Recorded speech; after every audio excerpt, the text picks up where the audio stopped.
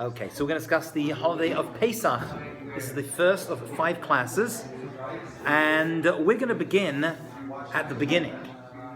And the discussion we're going to have this evening is, what was the purpose of us even being in Egypt?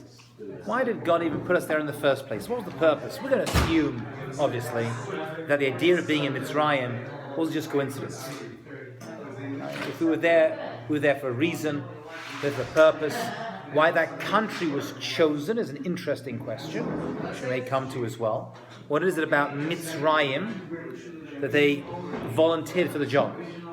But the 3 parts we're going to discuss this evening are 3 main reasons that the Jewish people found themselves in Egypt. Okay, the 3 purposes based upon the Jewish sources. And the 3 reasons for the slavery in Egypt for the Jewish people is, number 1, to strengthen the Jewish people's trust in God. Number 2, to develop a close relationship with God. And number 3, and quite fascinatingly, to show the Jewish people the consequences of an overzealous pursuit of materialism or money. Those are the 3 reasons brought down by Chazal. So these are reasons for slavery, but not for reasons for Egypt? These are the reasons for slavery, yeah. Right. Happens to be that it ended up being in Egypt. So Egypt is intrinsically linked to this conversation. Okay. That's for sure. Let us begin. What's the difference of 1 and 2? That's very different. Yeah, Seems the yeah, same. they are. They do seem the same, but building faith in God helps develop a close relationship with God. They're two separate things.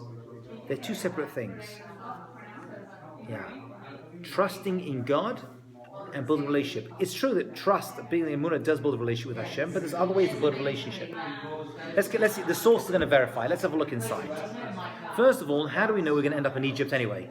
Where does that go to? So in order to do that, let's go back to Bereshit. Abraham was told that his descendants were going to be slaves in the land. The land was not actually mentioned at that time, but he knew they were going to be slaves.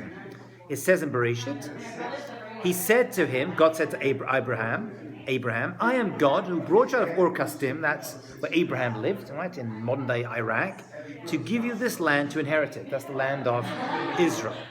And he said, my Lord, how will I know that I will inherit it? So he questioned God. The Talmud on that piece says something quite interesting. Rabbi Abba was in the name of Eliezer. Why was Avram punished by having his descendants enslaved for 210 years in Egypt? That's how long we were there for. Actually, according to the Torah, we were meant to be there for 400 years, but 190 was chopped off from the accounting. Thank goodness. Why is a different discussion. Some say it was so difficult, 210, it was as though it was 400, and some say it had to be 210, because by 211, we would have completely assimilated and disappeared among the Egyptians, as most of the Jewish people did in Egypt anyway. We would have even lost the last 20%. Yes? You have something to say? I think I figured it out. Shmuel answered, why was he punished? Because Abraham doubted God's, says Rashi, credibility in fulfilling his promise.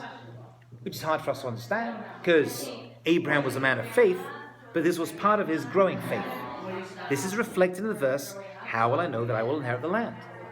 So somehow, on some small, minute level, Abraham was lacking a little bit of faith in God, and he wasn't 100% sure. He questioned God at this point. Now, he questioned God elsewhere, and it didn't seem to cause a problem. But over here, there seems to be a lack of emunah. That trait entered into him, was part of him, somehow was inherited by his descendants, and they had to have it expunged from them. Okay? Let's have a look. So, how is Egypt described? Well, first of all, what's the Hebrew word for Egypt?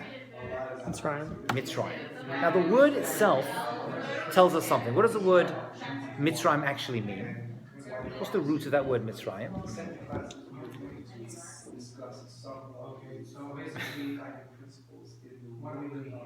3 letters. Yeah. Let's start. There are some that say 2-letter roots. We'll go with the 3-letter root.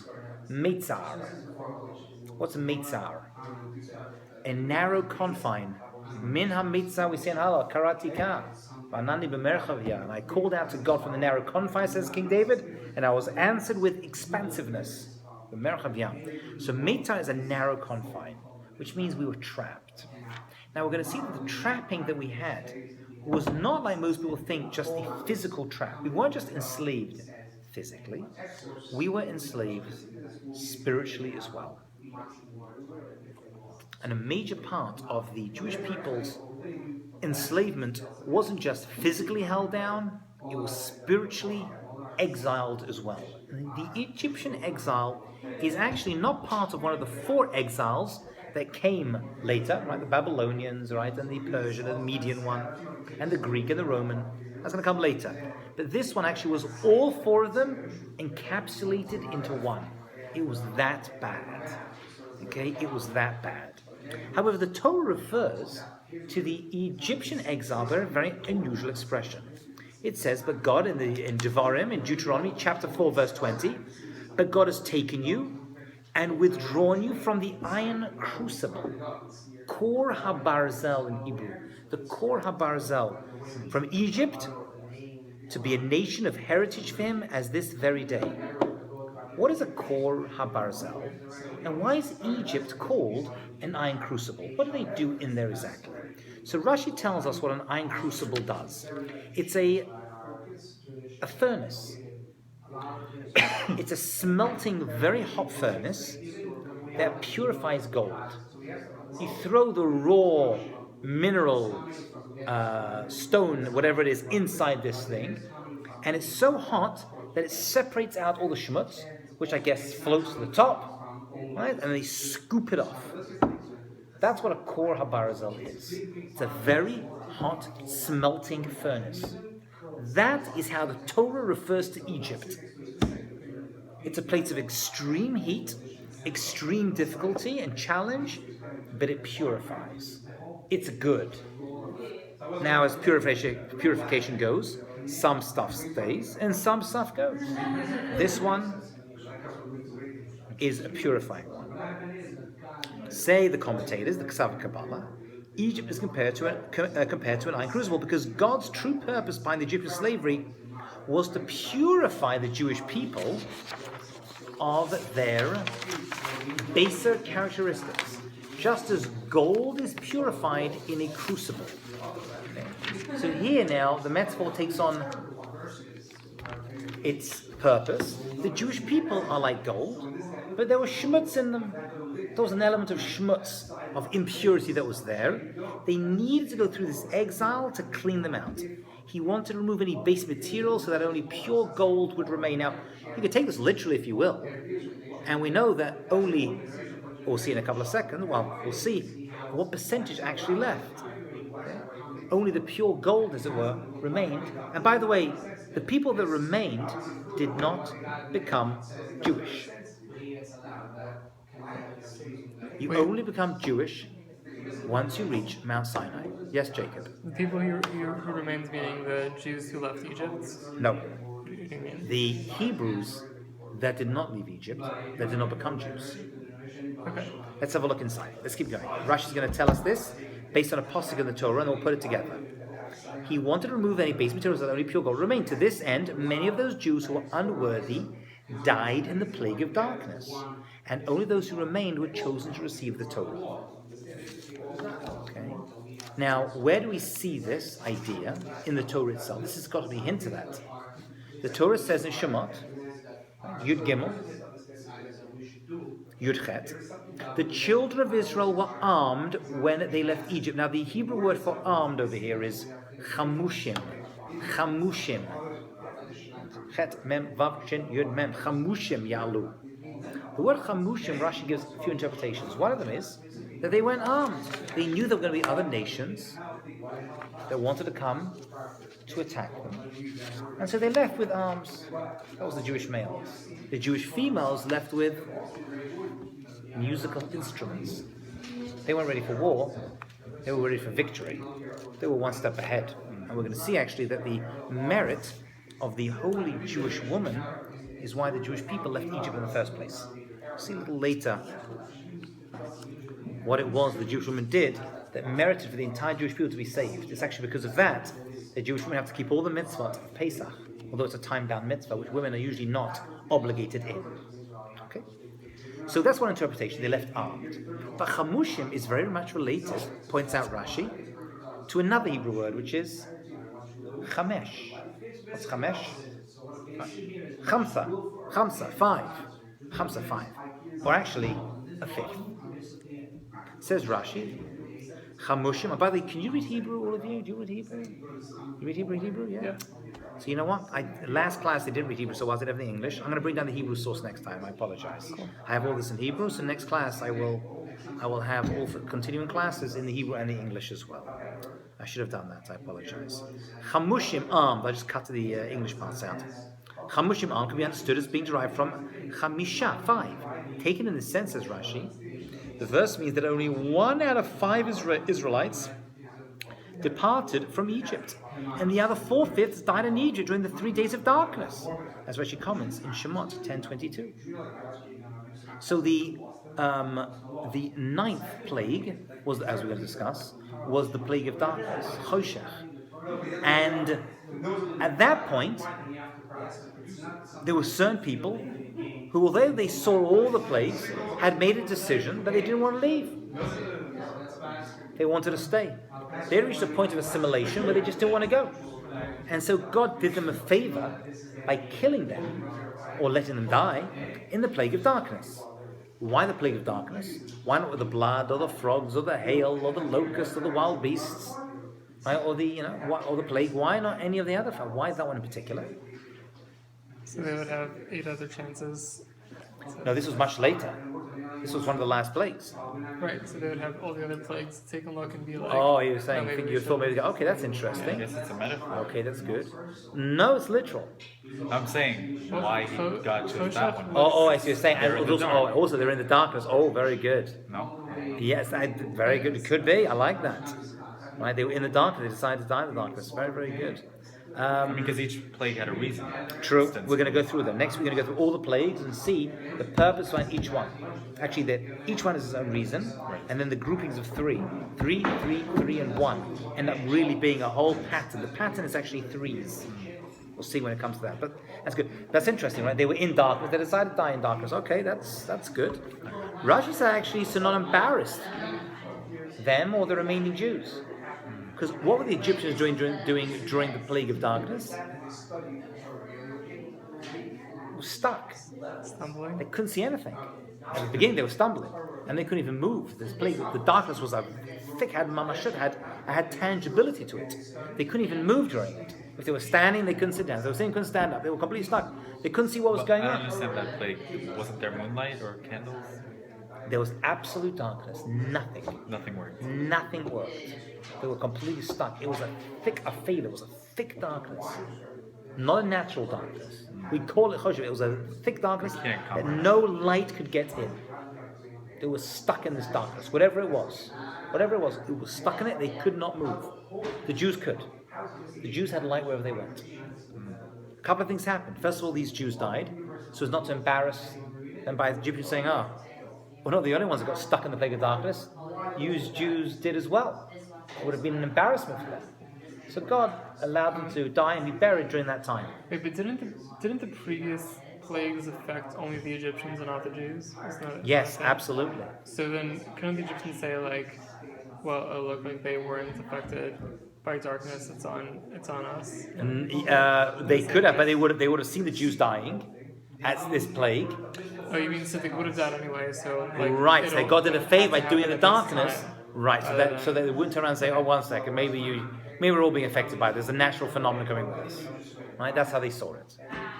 Okay. It was actually during that time that the Jewish people walked around and found the money they were owed. They went to Egyptians' homes because they weren't paid correctly for their hard slave labor. And they left with great riches, which the Egyptians gave them. But during the plague of darkness, they found them. They found this money that they were owed. According to other commentators, I didn't see this inside, but I heard this from Rabbi Victor Miller. He said that actually not all the Jews died at that time. There was a whole chunk that just stayed behind. Didn't want to leave. Didn't want to go. Why not? Talking about when they left. Yeah. They just stayed behind. 80%. 80% did not leave. Either they died or they stayed behind. That's a big percent. Big chunk.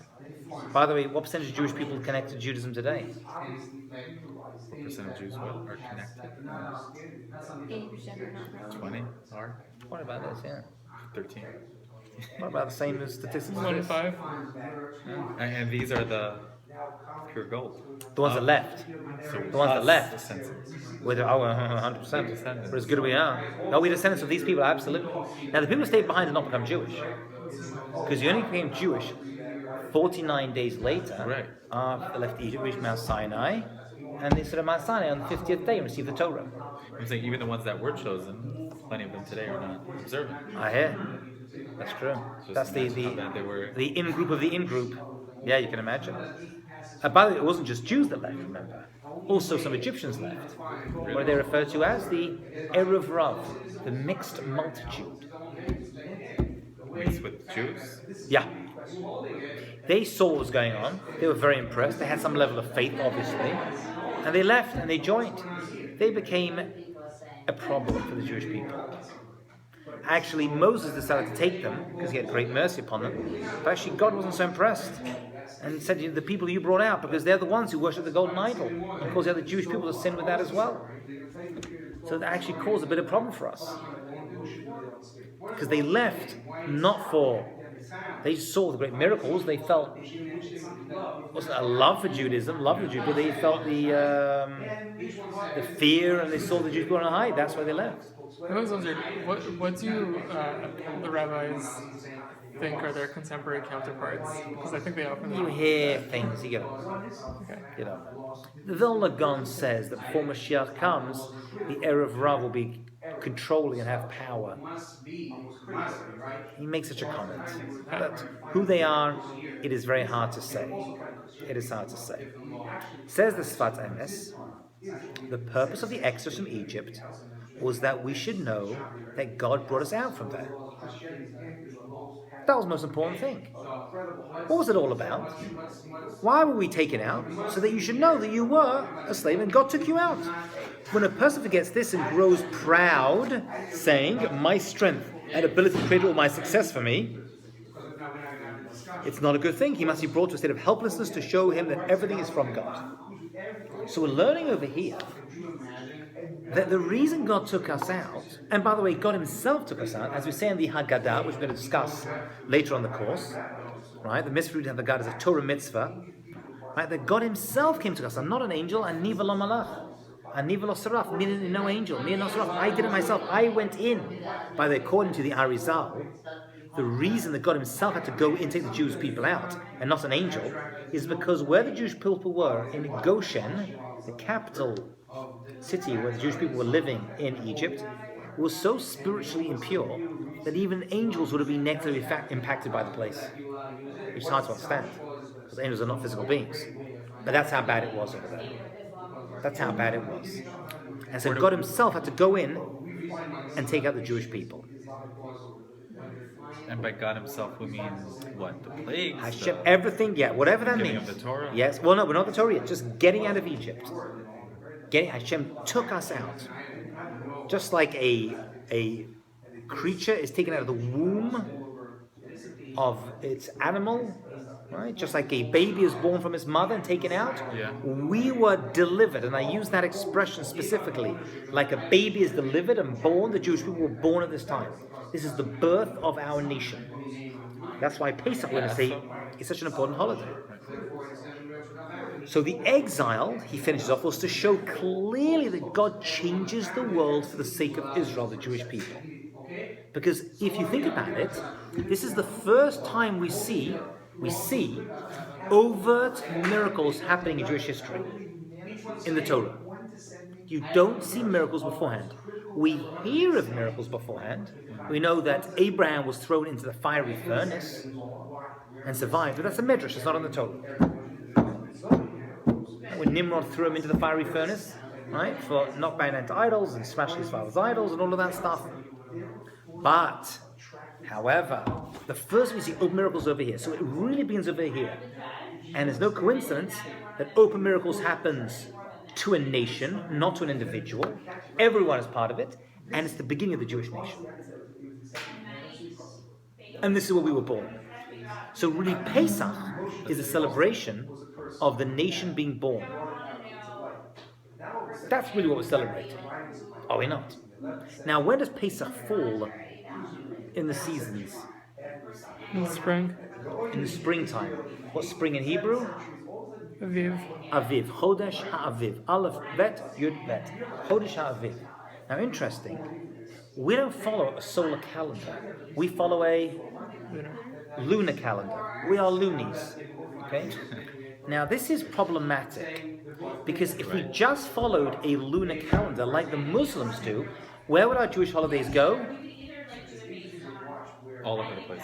All over the place. Because there's an 11-day and 44-minute and something like that discrepancy between the lunar and solar calendar. So the holidays, like Ramadan, will travel backwards through the year, which is why Ramadan appears at different times of the year. Now, there's something really wrong with that. And why the Jewish people are connected to the moon and not the sun is something interesting, right? Something about the moon that we like.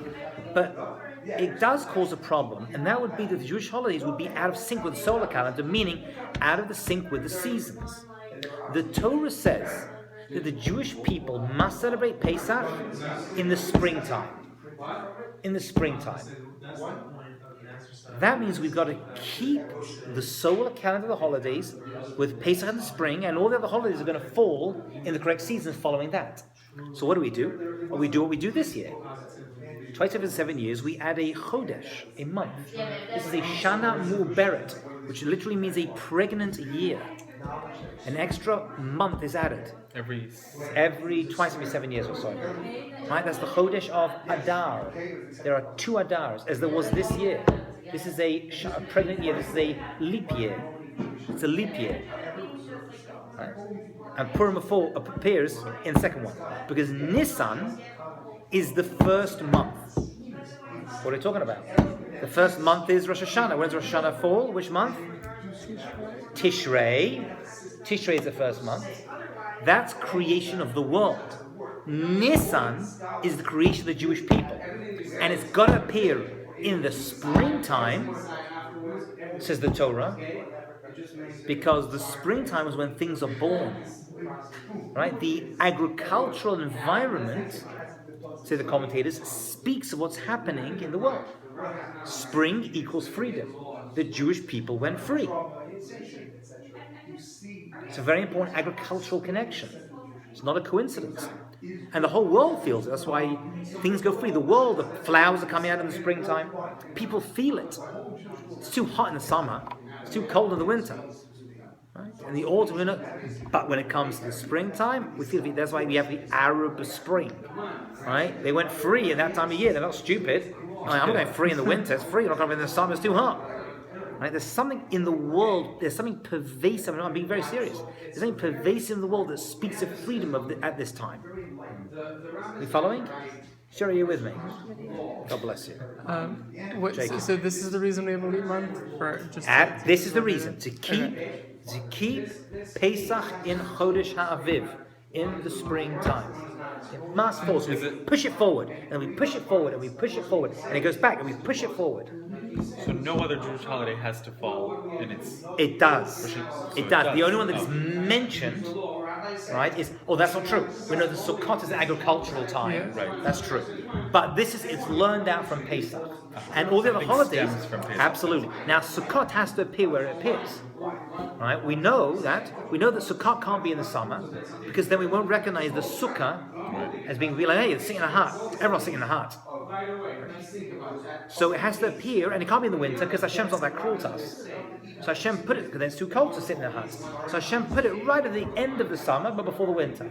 It falls, right? You know, it just goes from hot to cold when Sukkot falls out. Or in Israel, it's very hot already. And who's Sfas Emes? The Sfas Emes was from the Gera, the first Gera Rebbe, about 50 years ago. Right? He was deep. He's a Hasidic master from the Gera Hasidim. He writes from like more Kabbalistic understandings and Hasidic understandings of the Torah thought. Okay.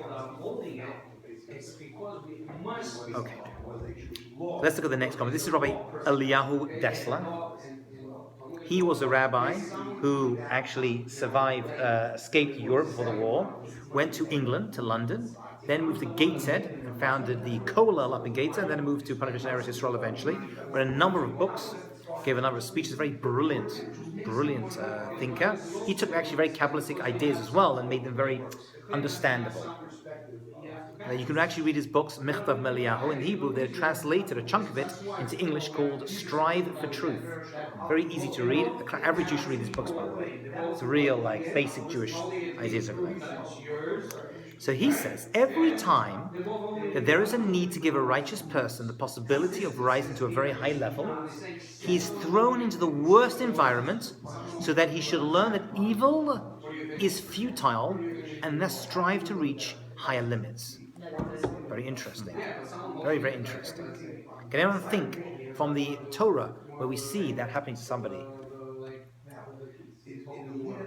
A person seems a little haughty, he's then thrown to a very, very harsh, low environment, and then springboards up to a very high place.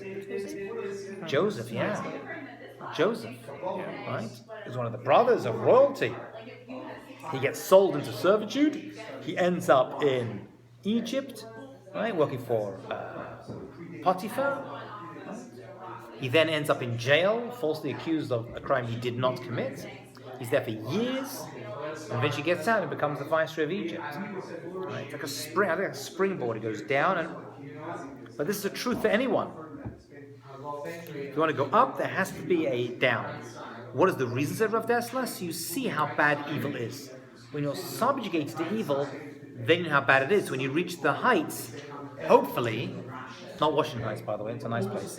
When you reach the heights, you're not going to end up being a evil leader as well. That's the premise of Rav Dessler. Similarly, when Israel needs to prepare to accept the Torah, now we've thrown in another element over here. What's Torah got to do with it? We're talking about Egypt. No. Egypt is a preparation for the Torah. Why did the Jewish people be thrown into Egypt? To prepare for the Torah. Why do we leave Egypt? To prepare for the Torah. That's what it was for. That's what it's all about. Okay? God did not send them heavenly yeshiva to the heavenly yeshiva where Moses took the Torah. Right? God could have said, you know what? Let's take them to some high spiritual place and give them Torah up there. Right? Where do we get the Torah? But the opposite, he sent them into bondage in Egypt to be slaves to people who had sunk to the 49th level of impurity. Now, this is a very important number. There is in Jewish thought an idea that there are 49 levels of impurity, spiritual levels of impurity, and opposite them, there are 49 levels of spiritual heights. Okay. We went down to the 49th level. There is the 50th, but once you reach the 50th, you don't come out.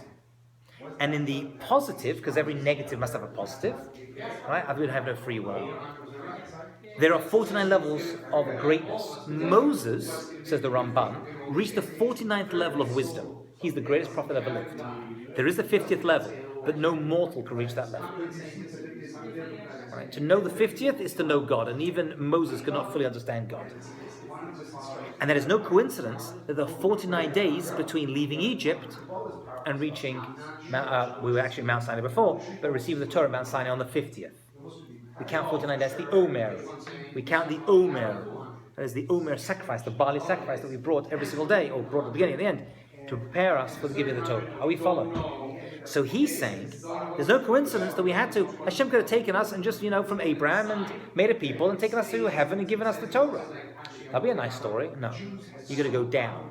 You're going to go right down to the lowest level, the most depraved and godless level of physical existence. That was Goshen. Egypt was the most depraved place in the entire world. Goshen was the most depraved place in Egypt. And the Jewish people lived among the non-Jews. And we know that because eventually, by the 10th plague, God is going to pass over the homes of the Jews to kill the Egyptians. They were living among them. Right? He carries on and says, this slavery brought them to a state where they cried out to God to return to him. When you go very, very low, when you're subjugated, right, you call out to God. This return to God, teshuvah, is to return, which began in the polar extreme of physical enslavement and frustration, was the cause of their astonishing ascent to the spiritual level of receiving the Torah, which is compared to the 49th level of spiritual purity. That's the opposite to spiritual degradation. So they went down to the 49th, and then every day they went up till they reached the 49th level of goodness. Right? Until they got to Mount Sinai and received the Torah. So we see that they had to build their faith in God through the hardship. Then they built their trust in God and their love for God by following him and following Moses into the desert, which, by the way, was an extraordinary journey. Nobody was leaving Egypt. I mean, first of all, Egypt was a prison. Egypt was a prison. And don't be like, how can a country be a prison? There's countries today that are prisons, like North Korea. Like Egypt was a North. Now, that's in 2016, we have all the technology to communicate. Imagine then, no one left Egypt. Well, maybe individuals did, but no nation left Egypt. And not if you were a slave and they were needed by the people. Right? So that's what the Jewish people had to endure. And that's what they left with. And they left Egypt as a nation. Just like a child leaves the womb. And just as a child leaves the womb, then it has to be fed. And God fed us where? In the desert. So we were born at the exodus of Egypt. We grew up. And the days leading us to Mount Sinai, and at Mount Sinai we matured and became adults. That is the path that we followed. That is the metaphor that is not my metaphor. Right? And actually they say it goes even further. Right? A child is given milk by its mother. Right? So too, the man from heaven, and the manna, that heavenly food, is called halavan, the white stuff, like milk. Like milk. That's what it's saying. Are we good? Did I leave anything out? Okay. So we see we have build and trust. So basically, one last thing. There are two great journeys in Jewish history. The journey of Abraham leaving Ur Kasdim, we mentioned, which was the epicenter of his day. That's where everything was, the civilization was in Iraq. And went to Egypt, and went to Eretz Yisrael rather, which was nothing cooking back then, right? Just desert. And the second great journey, was the journey of Moses and the Jewish people leaving Egypt, which was, again, it was the epicenter of his day, into a desert. Into a desert. The Jewish people are the counter-culture, akshanim. We go against the grain. It starts there. Everyone is going in, and we were going out. Everyone's trying to get into America. No nations are leaving America to go to Africa. Right? You don't see any Americans jumping on dinghies trying to get to Mexico. They're just not doing that. Everyone's trying to get in. The Jewish people left. This is where we get the idea the Jewish people are the counter-culture of the world. This is where it comes from. The great journey of Abraham and Moses, the Jewish people. How long did Egypt last when the Jews left? Like how long did it last as was? A while afterwards. Without slavery? Like without slaves? Without the Jews as slaves. So who became slaves? And maybe the ones that stayed behind became slaves as well. There were other people there. There were many others. There was a massive metropolis. So why was it such a big miracle? Like not even 80%, if like only 20% of people left. No one left. And the way it happened. The miracles that went with it. The way it happened is part of it. And that entire nation were able to go. Although they weren't allowed to go. There was an entire nation. Well, enough of the nation. You're right. You're right. Do we have examples of 49th level? What does that mean? We're not told exactly, but it's a bad place. It's a bad spiritual environment. Just ancestral, like everybody's. You can only write. We're told everything happened in Egypt. Everything happened in Egypt. I mean, we also know Egypt for a side that was, you go to the Metropolitan Museum and you see amazing. Oh, absolutely. No, we're not I saying. guess we could also look at the. We're not saying That's they what I'm were. trying We're to not tease saying out. they were like animals. Okay, so what are we? We're saying like they were at a very low spiritual state, Just like an animal. licentious. Not necessarily. The Nazis were they like animals? No. They were brilliant. Okay. They were geniuses. So you're They were the forefront. distinguishing intellect. Oh, absolutely.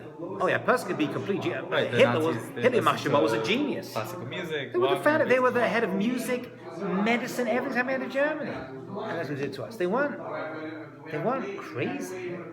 They were very smart. I guess for us it's hard to. It's hard for I guess today it's hard to differentiate the two. I don't know.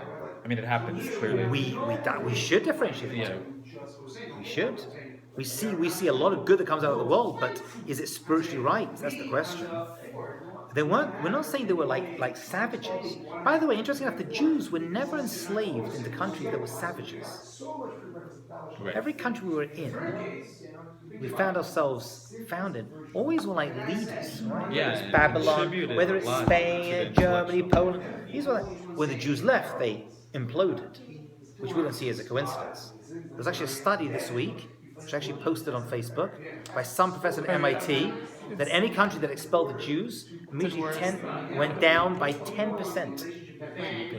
In GDP. He did a study of this, a non-Jewish professor at MIT. Look it up. Went down in what? GDP. Gross domestic product. Their whole economy was up. Productivity. You leave the account, lose the account, it's going to happen, isn't it? Even Ferdinand and Isabella, when they kicked the Jews out in 1492, right, when Columbus, right, they told Don Isaac of Barbanel, who was the leading rabbi of the day, right, and also their accountant to stay. They were crazy, they weren't stupid. Right, they wanted him to stay. He refused and They left. lost all their bankers. No? Like financiers. It's like they hate us. Even Pharaoh doesn't want us to leave, and then lets us go, and then wants us back. He's gonna chase us, right, which is going to lead him to being swallowed up in the sea. Well, his people, him actually not, but the Egyptians, the leading Egyptian army. It's all going to come. Basically morally bankrupt. Morally bankrupt. That's what we're referring to. Morally and spiritually bankrupt. That's what it's referring to. Yes, not intellectually. Intellectually, the Greeks were fantastic. The Romans did so much for us, right? Our form of government comes from the Romans, right? The Greeks, right? Democracy and our buildings is all Greek. Everything is, right? But Greek life, that's the whole Hanukkah story. We'll get to it, God willing. Was depraved for us, right? Leaving children out to die and what we would call today pedophilia, standard practice for them. So we had a problem with that. Okay. Let's have a look at the final one.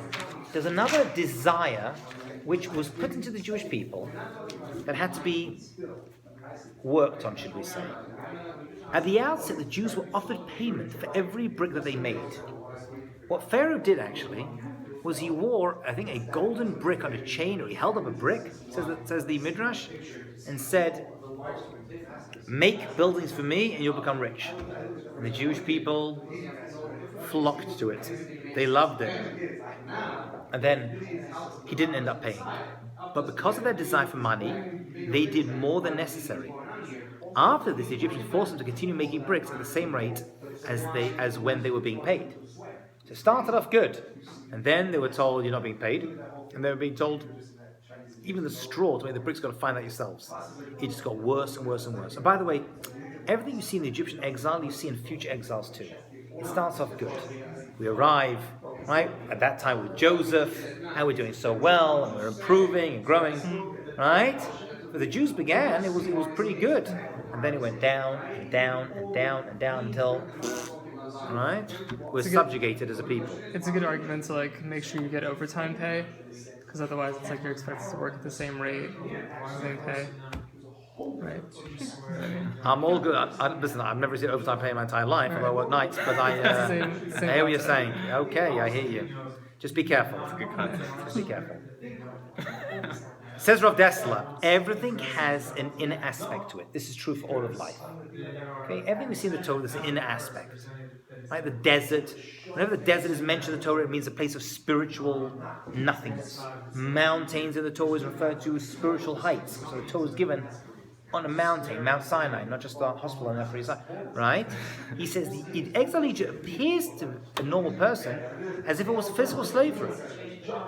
But a spiritually oriented person sees that it was a slavery of the soul. Oh, snap. And that this was the real cause for the physical slavery. In short, we were slaves to the Yetzer Hara, to the evil inclination, which took on a physical form in Egypt. The Torah calls Egypt Mitzrayim from the root Meitzah, which means constriction, distress, and also boundary. The word Pharaoh in Hebrew is parua, unbridled, open, to lay open, to untie. Like part of the circumcision, when they roll back the skin, called priya. Right? Second part of the second, first you cut it, then you roll it back. Important part of the idea of being rolled back, untied. Everything is open. It's all good. Whatever you want to do is good. He implied that the goal of Egyptian impurity was to break down the defense of one's personality and let wide open inroads to the Yetzer Hara. Now, this is going to be very, very important to another aspect of Egypt, which we're going to discuss in the coming weeks. We're going to see that we are expected to see ourselves as though we left Egypt. That is an obligation from the Haggadah, as we're going to see, based upon verses from the Torah.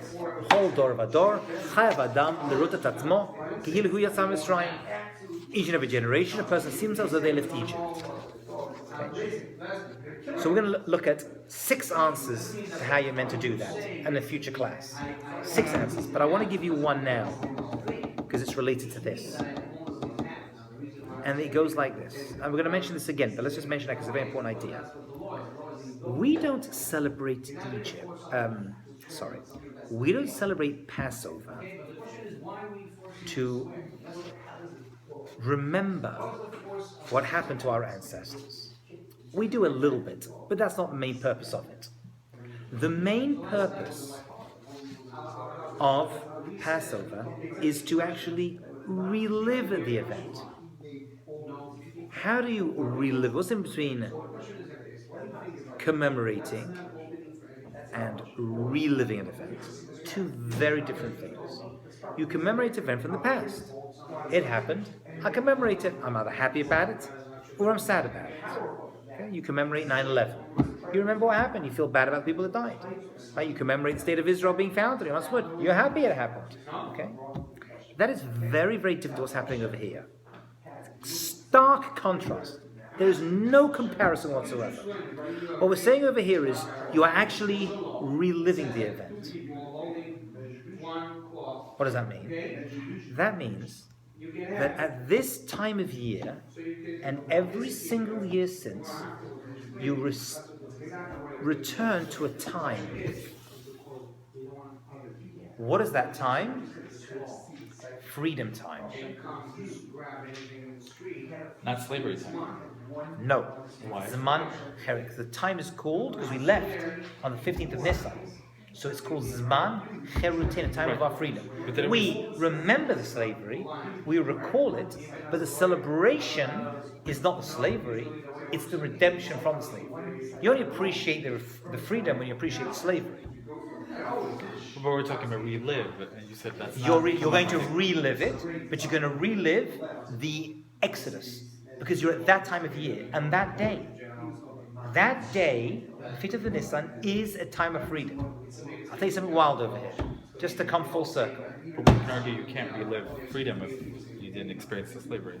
You remember the slavery, but you tap into it. But the question is why? I'm not a slave. Right. Nor was I Ever in Egypt. ever in Egypt. And the answer is, you are in Egypt. And you are a slave. We're all slaves. To what? Sorry, To a Yetzirah, to the idea of Egypt, what Egypt represents. We're slaves to our bad tempers, we're slaves to our lusts, to our desires. We all are. To our bad character traits. Comes along Rav Dessler and says, listen very carefully, this is very important. You're not just commemorating it, you're reliving it. Meaning that you're a slave. Comes along this time of year, you go free. It's freedom time. Okay. I'll give you a wild example to this. Wild. Abraham lived before the Exodus from Egypt or after the Exodus from Egypt? Abraham? Before. Right? He lived before the Exodus from Egypt. Nachon? Yeah. Right? Got it, Shira? Right. Yeah. Absolutely. That's okay. She's testing you. It's good. Good. You did good. He was visited at one time, if you remember, after circumcision by 3 angels in the form of guests. Remember the story? Right. It was hot. He was old. Very hot. He was old, 99 years old. Right? They was young, and they came to visit him after circumcision, the 3rd day after circumcision. And he gave them ugot. Ugot in the Torah, in modern Hebrew it means cake. In the Torah it means matzah. Because the same word is used to describe the bread the Jewish people left Egypt with. What does that mean? Says Rashi a little bit later, it was Pesach time. How can it be Pesach? The Jews weren't even in Egypt yet. It doesn't make sense. So why don't they call it matzah? Why was it called ugot? Well, isn't the thing? It's going to be called Chag HaMatzah. It's going to be called, but it's called ugot at that time. Then it called should have ugot. just been called. Okay, but it wasn't. Okay. Good question. Didn't he know Chag that HaMatzot, it was yeah, going to happen that's- anyway? What? Didn't he know that it was going to happen? What? Pesach. Did he know? He knew there was going to be, but he Who, may Abraham? not have known exactly what the matzah connection was. But that he knew Pesach time was. But how can it be Pesach? Didn't happen. Didn't happen yet. And the answer is, it didn't need to happen. Because the time itself is a time of freedom. Which means, listen very carefully. Are you listening? Yes. Shira, are you listening? It's not that we commemorate. We don't celebrate Pesach to commemorate the Exodus from Egypt. The Exodus of Egypt happened because it was Pesach. Do you hear what I just said? Wait. I'll say it again. We don't celebrate Pesach to just commemorate the Exodus from Egypt, like most people think it is. The Jewish people left Egypt because it was Pesach. There is a time in the year which Abraham himself tapped into called freedom time. Happens to be in the Jewish year 2448, which is 3,328 years ago or so, the Jewish people were able to tap into that energy and leave Egypt. Isn't the energy for Purim also like? Absolutely. That was very, very difficult. How did they find that? Because that's not even the Torah. That wasn't so easy. How do you find what? Was that for what? How do they know there's a time called Purim? And that's what the rabbis go backwards and forwards trying to find references or hints to it in the Torah itself. To come along and make a big holiday out of it. Esther actually wanted to make an even bigger party than it was. She wanted to forget all malacha. Right? And the rabbi said, you're overdoing it. But it wasn't. Make a Jewish holiday is a big deal. It must be what happened in Purim and Hanukkah was massive to create a Jewish holiday out of it. There's a lot of miracles happen with the Jewish people. Don't make holidays out of it. So if the exodus from Egypt isn't the reason for Pesach, then what is the reason for Pesach? A number of things. To remember, be grateful that we are here thousands of years later. That's part of it. But actually is to relive it, which is why Pesach must happen on that day. Pesach can't happen 3 days before, or 9 days later, or even 1 day later. It happens at an exact and precise time.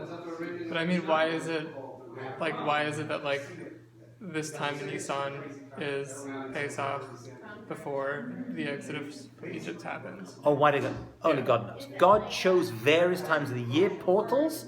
The analogy that's given by Rabbi Dessler is basically on a train. And you travel, the word for a year is a shana, right? The word shana actually means to repeat, because the year repeats itself. You travel through the year like a train and you stop at various places. Pesach starts, you go free.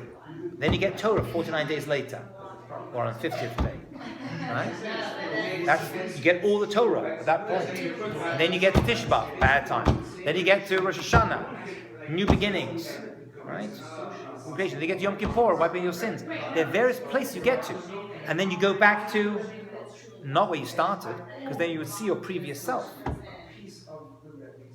So where do you end up at the end? At the beginning? The same place, but a year later. It's a spiral. It's not a timeline where the past has no relation to where you are right now. And it's not a circle, because then you see your previous self, and that'll be very trippy. It's a spiral. You go up and up and up. So you're in the same place, but a year later. And the same place a year later. So you're actually in the same. If you see yourself as a spiral, like those parking lots, you end up in the same place. You can connect all the times that were there beforehand. It's like if I take you on New Year's Eve to Times Square. Then I take you a year later. You're in the same place, but it's a year later. Do you see a previous self? No. But could you find something that left you the year before? Yes, absolutely you could. It's the same place. Time for us is like a place you can revisit. Which is why we're so obsessed with time.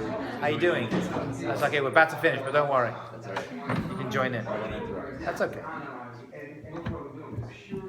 So you end up a year later in the same place, but a year different. So it's like a spiral. You've moved up one level in the parking lot. You follow me? So Abraham, so now if you're a Pesach, you're actually connected to every previous Pesach before. So this is the idea of what? Of reliving it? Of how, right. Because you're in the same place. So the same energy of freedom that existed then. So I'm not just celebrating it, I'm in the same place. It's like that spiral of time concept he once introduced. Yes. But with like a year. Yes, exactly. By a year. That's what you're doing. So Nisan's the beginning. Nisan is the beginning of, that's why the first mitzvah given to the Jewish people in Egypt is to... In Egypt or after Egypt? In Egypt. HaChodesh Zeh Lachem, the mitzvah of creating the calendar. That's the first mitzvah given to the Jewish people as a nation. You've got to create the calendar because everything follows time. Time is kadosh, time is holy. We don't mess with time. Right? It's got an inherent power You to could it. argue that the whole Haggadah is the story that happened. Oh, then. absolutely. The story is very, very important. I'm not saying the story is nothing. Well, but you're saying I'm saying it's not a commemoration. I'm saying it is, in addition to just being, it's not addition. only. It is a commemoration. But I guess it's a people- very good example. But it's not just that. Otherwise, who cares? So my ancestors, 3,000 years ago, were slaves in Egypt. So I guess most people just focus on the story as opposed to the Right, the and the mind. stories are very important. We learn a lot of principles from the story. We learn gratitude to God, it's great. It's our thanksgiving. We learn about the greatness of the miracles of God. The story is very, very important. It is. No, I'm not saying. But the relevance of it isn't just the story or what happened back then. It's how it revisits every single year. Otherwise, what's the big deal? Like, if your great-great-grandfather, 80 generations, was in prison, got let out. Right. Alright, nice, but And I think that's why it's difficult for people to connect. so I'm connecting it not just to them, but to the time itself. That's what he's saying. That's the punch of Rav Dessler.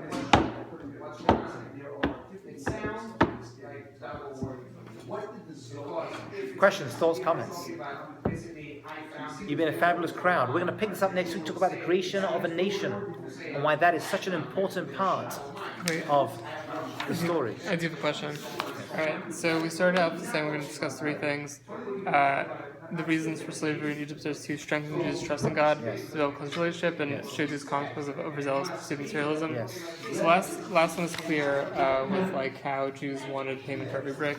The second one is clear with through numerous examples. But for the first one, to strengthen the Jews' trust in God, that thing stems from Hashem fulfilling His promise To our ancestors, to Avraham Avinu, to going through the trial and going out of Egypt itself.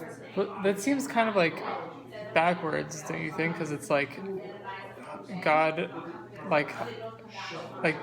because Abraham questions, Abraham questions God, who promised to bring the Jews, who promised say your descendants are gonna inherit Israel, and Abraham questioned it, and then his descendants were enslaved for 210 years. So is that like a punishment, or is it like a fruit? So you know what? I know the word punishment is a tough one, right? It can't be punished for other people's mistakes. There's something in them. They had to go through a challenge. Maybe a challenge is a better translation, right? It's not like it's like your kid does something wrong. Okay, you don't just you find something so they can learn from it. They make a mess. They got to tidy it up. And there was something in the soul, because really, Masa Avot similar bonding, what our ancestors went through, we go through as well. So everything Abraham went through, his descendants had to go through as well. So there's something in that story about the redemption that they had to go through, because Abraham somehow, at his level, Abraham was a great, great person, but at his level, there was something missing. That's what it seems to be saying. That's what the Gemara seems to be saying. At his level, there was something chaser, and it was affected him, and so his descendants had to get it drained out of him. Okay, so but it's because Avram asked that answer. That question. Right. That was just a visible proof of something that was. Now I couldn't say such a thing. It was the Talmud says he was lacking. But I guess the thing is, like, if Hashem says, Avram, I'm going to bring your children to the land of Israel, and then Avram says, how will I know that like I'm going to inherit Israel? Like, Hashem could just like brought them to Israel and not been like, oh, slaves for. It wouldn't have worked. They had to go through it. They had to go through this experience. They had to go through the experience. And by the way, this whole Egypt thing isn't just even a story. There are tens of mitzvot where we refer to the Egyptian exodus, right? Tefillin, because we were saved in Egypt. Tzitzit, saved in Egypt. Shabbat, all mitzvah Pesach. I mean, 30, 40, 50 mitzvot, right? Honest business practices, you were slaves in Egypt. It's going to be related to this experience. What is it? So that's all of this. Trusting God, faith in God, gratitude to God, everything stems from this. We're going to see a number of things, right? When you take power, don't be like the Egyptians, right? Have mercy upon people who work for you. There's a lot that's going to be learned out from us starting off, and humble beginnings. We didn't start off as, we know it's hard to believe, right? The Jews start off as slaves, then they become share owners, then they buy the business, and eventually the Egyptians are working for them. That's not what happened. We have very humble beginnings. I'm saying, don't think that all the accomplishments of the Jewish people through Jewish history come from us. That's what he said at the beginning. It comes from God. Is there gonna be like another? Are we like in the? I'm not worried, but you can explain yourself. I'm trying to think of what I'm trying to say. Like, is Egypt a parallel unto what's going to happen? Very good question. Excellent question. Egypt is going to be superseded. Is that a word? It is now. By a greater redemption. Eventually, the Rambam says actually that these other holidays will be gone. But there is one holiday that will exist. That is the perfect paradigm. That's Purim. Purim, if you will, is the paradigm for the future redemption of the Jewish people. All right. But what started in Egypt is going to come full circle. Yes, in short. But the miracles of Egypt will seem like nothing after the future redemption of the Jewish people.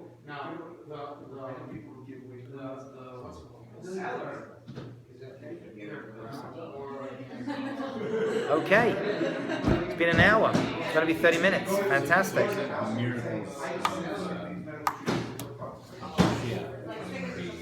It's going to, yes.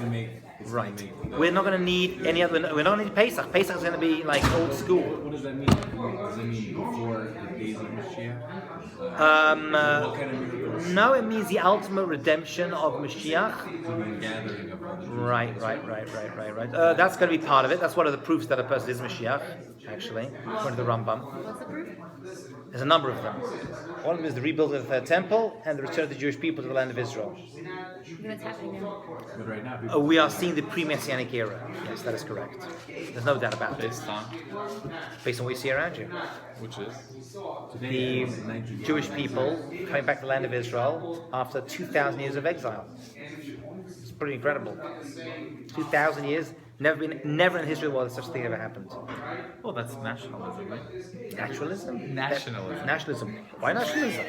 Definitely not natural. Why No, but nationalism? it's a political movement. No, you think of Zionism. Zionism about Zionism. That's what I'm talking about. Well, that's what Israel is. I'm talking about, no. By the way, there were Jews in Israel for a long time. Right through the ages, we always had Jews in So Israel. that serves, I guess, as a catalyst. Right. The Jewish people entering the land of Israel and being there, returning to the land of Israel. Zionism is a movement which may or may not be part of it. Certainly, Israel would not be Israel wasn't Zionism. The Jews would, no, that's not true. Israel will still be Israel without Zionism. Israel was Israel for thousands of years without Zionism. Today, as a state. As a state, yeah. As a state, you can say that, yeah. If you want, we'll do classes. I do a 26-part course on Mashiach How many? at my university. 26-part course. Mashiach. There's a lot there. Well, and the bits up to it and before it, and the pre-messianic and post-messianic. Yeah, I'm sure. Except for Zerubbabel. How long is pre-messianic era for? That's a good question. We don't know. We don't know. The time frame is not given. We are given, however, many signs of what the pre-messianic era is going to be like. Like what? I'm going to stop this right now. 1 second.